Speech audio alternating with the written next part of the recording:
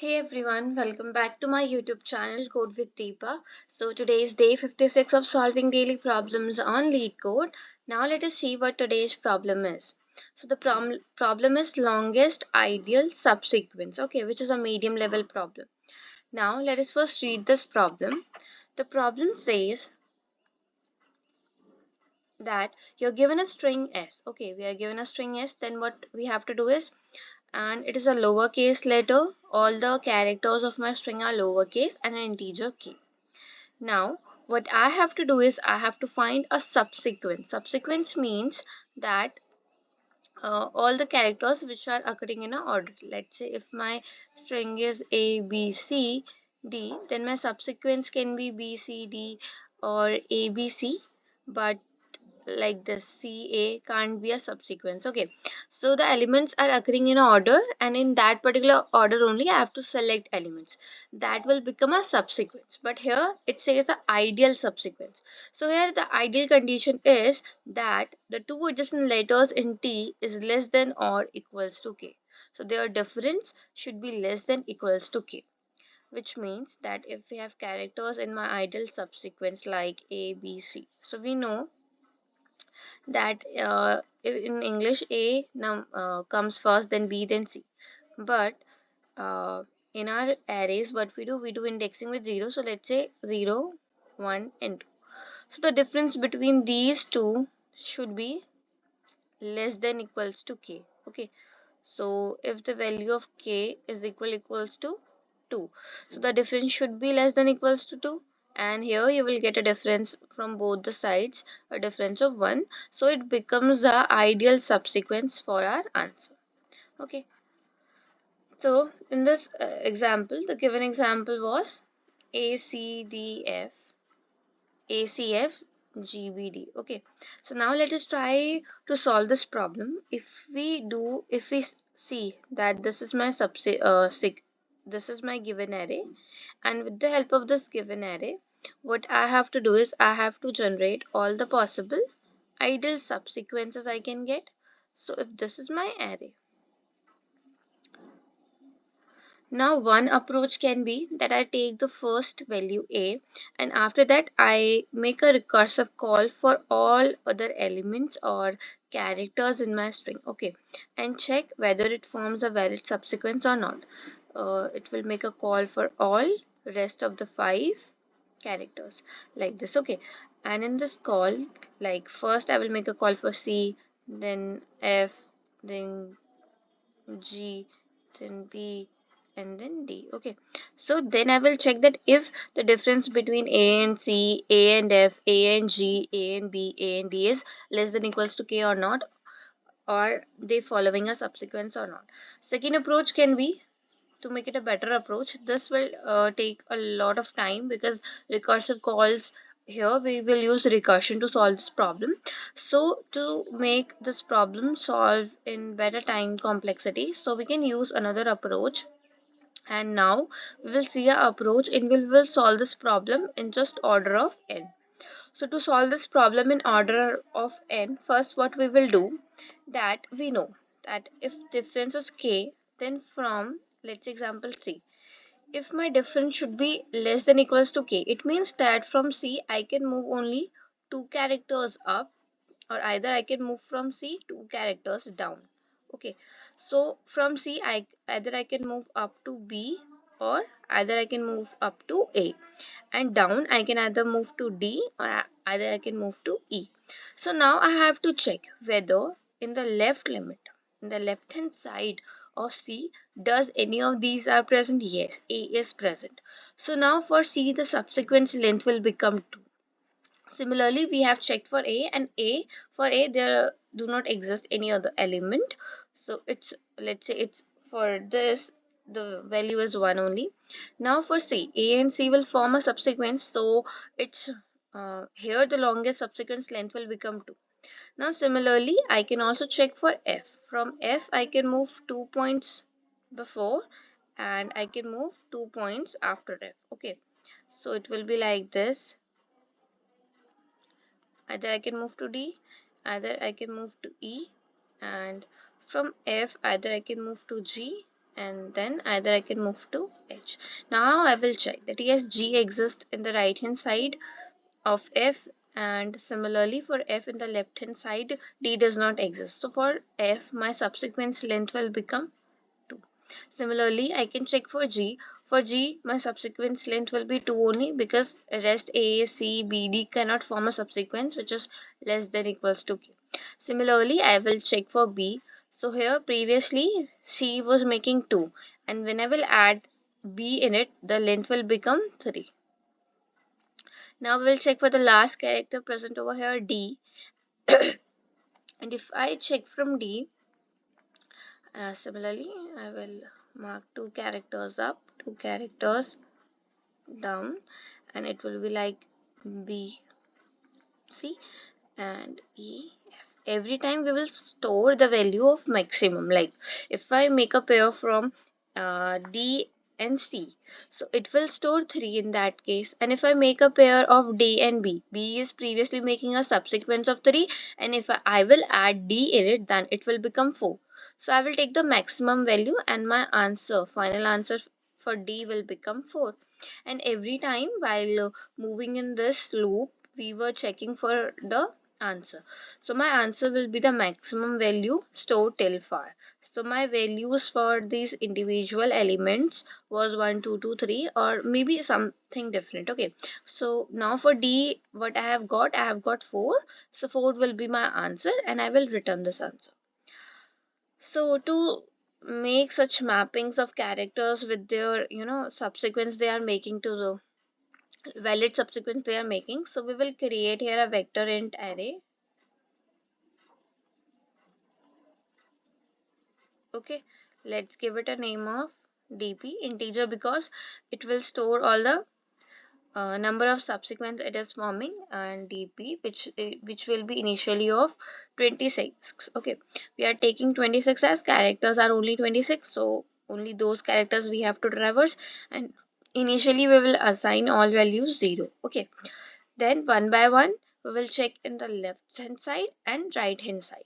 While checking in the loop we will take into consideration that for the left limit difference should be less than equals to k, and in the other limit my j should also be less than equals to k only. So we'll keep on checking with this condition, and at last we will store the maximum value in answer, and then we will return the answer. Okay, so now let us try to solve this problem. And in order to solve this problem, first we have to create here a vector int array, vector int, let's give it a name of dp, which will be of size 26 and initially storing 0. Okay, now next let us declare here an answer variable which is initially storing the int minimum value. Okay, so now what we will do, we will run a for loop for int I equals to 0, I less than s dot size. This is to check for every character present in s. Okay, and for that particular character first we'll calculate the index value in my dp. So for that what I will do, let me give it a name as element, and for that what we will do, we will check the s and I, we will subtract it from a. So this will give me the index value. Let's say if s ka I is a only, so a minus a will be 0. Similarly for b1, and we will get this indexing which we were discussing here. Okay, like we'll get this indexing after element. So now next step would be to check in the left hand side of my string or in my dp. So it will be like from int j it will be equals to element index, and we'll check from j greater than equals to 0, and my second condition here would be that the difference should also be greater than equals to my element minus k. Okay, and we will decrement the value of g.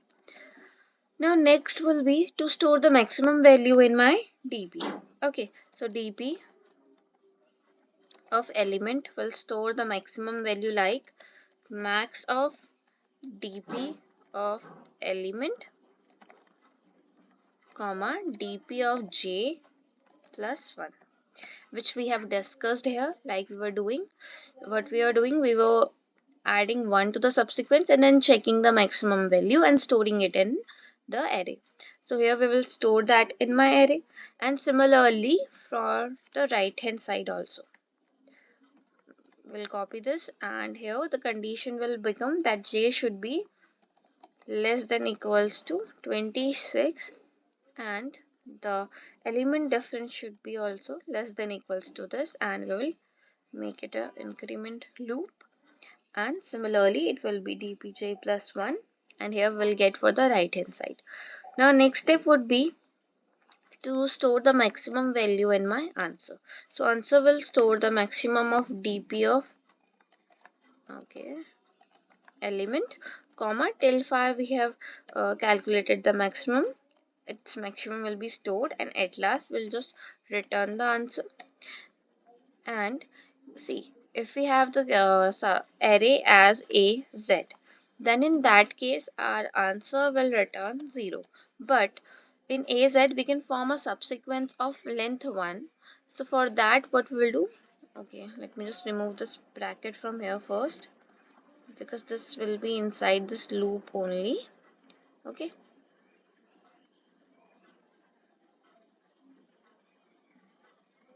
okay, so if this is the string, then in that case we have to return the subsequence length to be equals to 1. So in that case we will check first that if j is equals to element, and my dp of j is initialized to be equals to 0. In that case I will first update dp of element to be equals to 1, and then I will calculate the answer to be the maximum of dp of element, and commands are stored till 5, and we will continue to the next iteration. Okay, here what we are doing, that if it is a, okay, and it is the first subsequence for this, like for this we have not calculated any other subsequence now. So for that what we will do, we will check if dp of j is 0 and it is equals to element, and we'll update here its value to be 1, because if a single string, a string with a single character is given a, then in that case we can create a longest subsequence of length 1 only. So we'll update here 1, and we'll continue to the next iteration. Okay, so now let us try to run this code.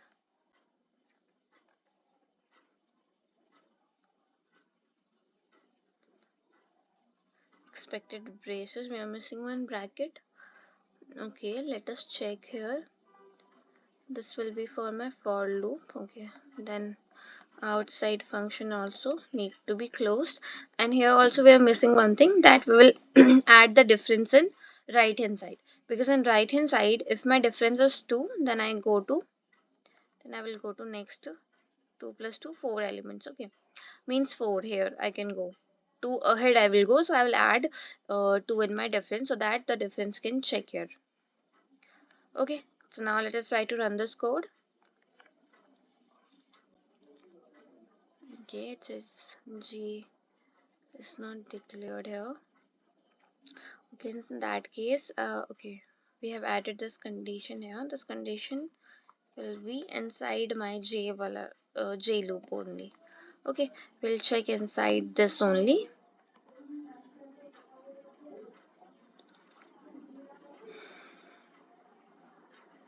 It's producing wrong answer.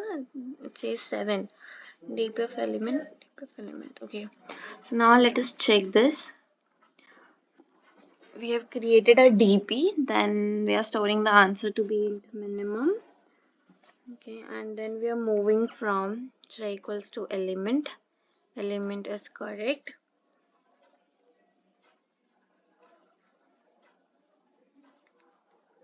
Element, max of dp of element comma j plus 1, and similarly on the other side we are going and storing the maximum value. If we say that int minimum, it is storing 0.